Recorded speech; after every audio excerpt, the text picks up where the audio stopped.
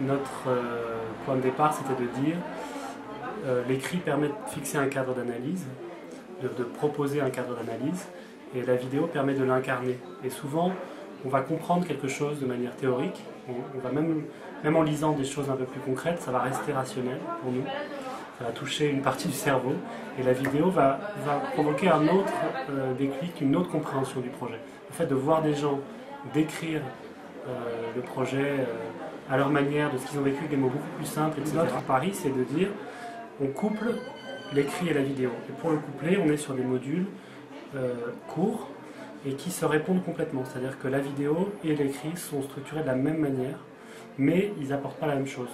Les fiches pédagogiques, 10 pages, proposent en 10 pages des éléments de compréhension, de cadrage, etc.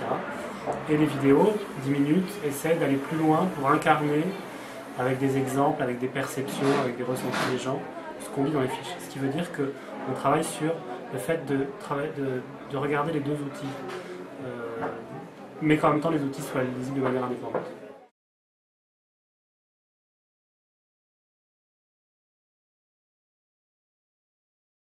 Les conditions qui sont liées à ça, d'une part, c'est de dire la vidéo, c'est une scénarisation. C'est-à-dire qu'on assume qu'on est en train de proposer un scénario pédagogique et que donc par rapport à une collection de témoignages qu'on trouve souvent dans les vidéos, ça nécessite de travailler sur quel est le parcours de réflexion d'une personne qui la regarde,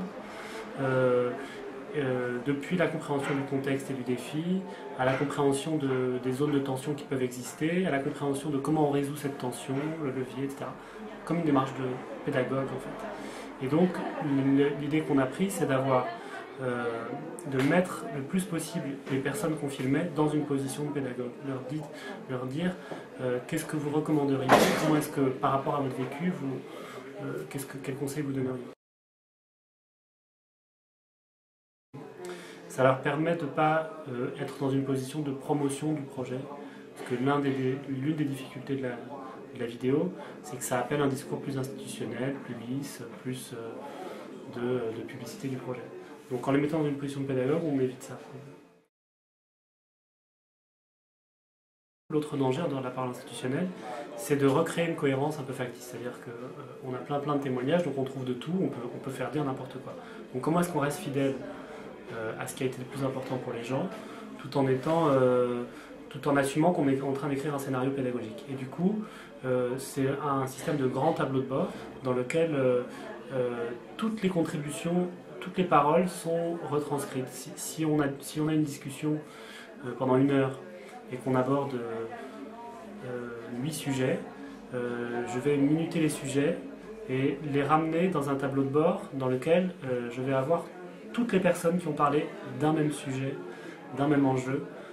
Et à partir de là, on va pouvoir définir qui sont celles qui ont le mieux expliqué le contexte, le défi, la tension, qui sont celles qui ont pu montrer quels étaient les leviers, les conditions, etc., quelles sont celles qui ont montré les limites, c'est-à-dire que mais on a une vision d'ensemble de tous les témoignages sur tous les sujets. C'est le gros défi de la logique de vidéo, mais c'est ce qui permet ensuite de le piloter avec un vidéaste en fait, parce que le vidéaste ne peut pas faire ça seul. Donc pour avoir des formats fiches et des formats vidéo qui se répondent, et pour travailler avec un vidéaste qui va lui gérer l'image, on est obligé d'avoir cette espèce de grand tableau de bord. Le fait d'utiliser de la vidéo et de scénariser la vidéo pour faire des vidéos pédagogiques, ça tire tout l'ensemble des produits, les vidéos et les écrits, sur un mode un peu particulier d'écriture. Ça oblige à écrire plus simple, ça oblige à avoir des modules relativement courts, en fait ça oblige à repenser la manière dont on écrit. Ce qui est intéressant, parce que du coup, la vidéo oblige à simplifier en fait, oblige à penser aux usages, à celui qui regarde. La vidéo, elle assimile directement un témoignage, un jugement, une critique à une personne.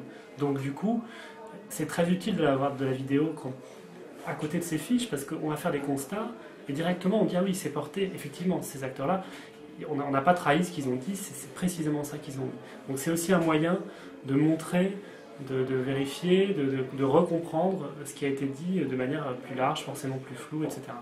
Après ça pose un problème, c'est que les gens peuvent aller loin dans la critique quand ils sont dans les difficultés, le fait d'exposer leurs difficultés, quand ils sont à l'aise sur le fait que ça va être écrit, ils vont pas être directement en filmant des entretiens et en filmant des ateliers et en filmant de manière un peu itérative. On filme, on discute, on refilme, on rediscute, mais en essayant d'informaliser le moment de la caméra, quoi, que déjà on permet aux langues de se délier.